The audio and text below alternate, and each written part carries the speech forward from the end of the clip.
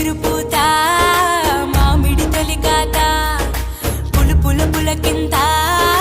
పచ్చడిలో మమత తీపి కారము పులుపు చేదులు ఉప్పు వగరులాగా ఈ జీవితం కష్ట సుఖముతో సాగేటి నావా అదే అదేగా ఉగాది మనకు బోధించే మంత్రం ఇదేగా మనిషి మనుగడకు ఆది అంత సూత్రం విళంబినామ సంవత్సరం విజయ పరంపర ప్రారంభం 6 రుచులతో అయిను ఆరంభం